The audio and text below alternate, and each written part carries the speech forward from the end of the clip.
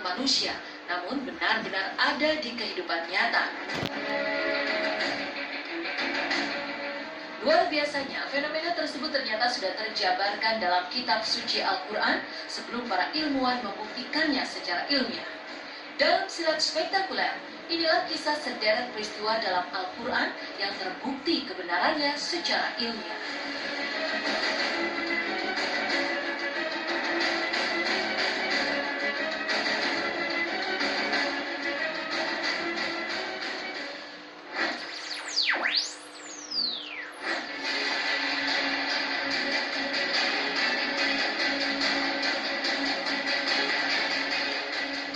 Seorang ahli kelautan dan ahli selam terkemuka dari Prancis, Jacques Yves Cousteau, baru-baru ini melakukan sebuah penelitian dan menemukan bahwa terdapat sungai di dalam lautan. Ketika dirinya melakukan eksplorasi di perairan Meksiko yang menemukan aliran air tawar di antara air laut yang asin. Keduanya tak bercampur, seolah ada dinding yang membatasi keduanya. Tak hanya itu, Cousteau pun kembali menyelam dan menyaksikan fenomena alam yang lebih mengejutkan lagi. Betapa tidak, ia melihat ada sungai di dasar lautan. Sungai bawah laut itu ditumbuhi daun-daunan dan pohon. Secara ilmiah, fenomena ini disebut dengan nama hidrogen sulfida, yang berarti adanya pertemuan antara air tawar dan air asin, namun tidak bercampur lantaran perbedaan massa.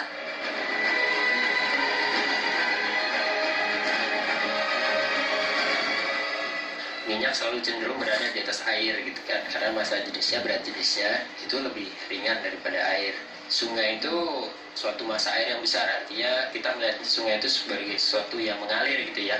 Sehingga kalau ada massa air yang besar dalam satu berat jenis yang hampir bersamaan, memang ada bagian dari air laut yang terdesak gitu. Tapi bagian terdesak ini tidak langsung bercampur dengan air sungai itu sendiri.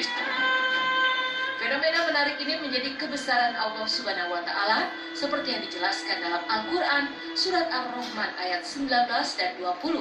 Kemudian dalam surat Al-Furqan ayat 53 tentang dua lautan yang sering diidentikan dengan terusan Suez.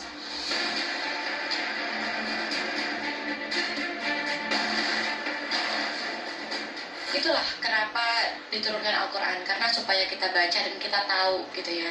Karena memang segala sesuatu yang ada di bumi ini, di dunia ini, semuanya udah tercatat di dalam Al-Quran. Tapi Allah memberikan sebuah statementnya dalam surahnya Ar-Rahman, dikatakan marajal bakhraini yaltaqiyan.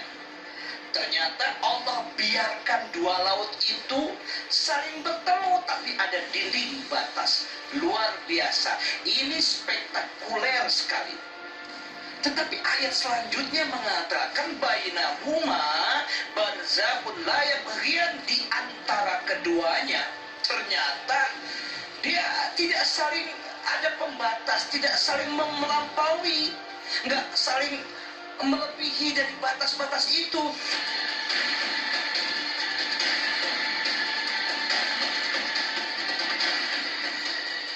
Dalam kisahnya, Ramses kedua atau Raja Fir'aun meninggal tenggelam di Laut Merah saat mengejar Nabi Musa alaihissalam dan kaumnya. Kebesaran Allah Subhanahu wa Ta'ala pun kian dibuktikan dengan penemuan jenazah Fir'aun oleh tim ilmuwan yang dipimpin oleh Dr. Maurice Bucaille pada tahun 1975 silam. Dalam penelitian yang diadakan di Prancis itu, para peneliti menemukan hal yang mengejutkan, bahwa sisa-sisa garam yang melekat pada jasad membuktikan bahwa Fir'aun meninggal karena tenggelam di lautan. Jasadnya yang baru dikeluarkan dari laut kemudian segera dibalsamkan untuk diawetkan. Hal tersebut sesuai dengan penggambaran proses meninggalnya Fir'aun di dalam Al-Quran, meninggal karena ditelan ombak. Saya bisa memahami sebetulnya tujuan ilmu pengetahuan itu kan untuk mencari kebenaran dengan fakta-fakta, ya, secara ilmiah. Jadi oleh karena itu, kalau toh memang fakta itu benar ada garam, mungkin bisa dihubungkan dengan informasi di dalam kitab suci Al-Quran itu. Penemuan jasad Fir'aun sejatinya telah tertuang dalam surah Yunus ayat 92 yang menjelaskan bahwa penyelamatan jasad Fir'aun sejatinya sebagai sebuah pelajaran penting bagi umat manusia setelahnya. Apa ya? Cobaan atau musibah atau teguran atau semuanya itu pokoknya kita serahkan sama Allah. Dan kekuasaan itu kekuasaan Allah yang kita nggak tahu.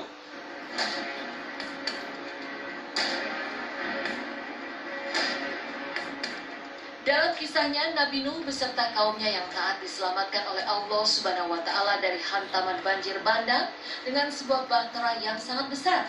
Hal itu pun telah diwariskan dalam Al-Quran Surah Hud ayat 44 yang artinya, hai bumi, tahanlah airmu, dan hai langit atau hujan, berhentilah. Kita tidak bisa mengubah keadaan,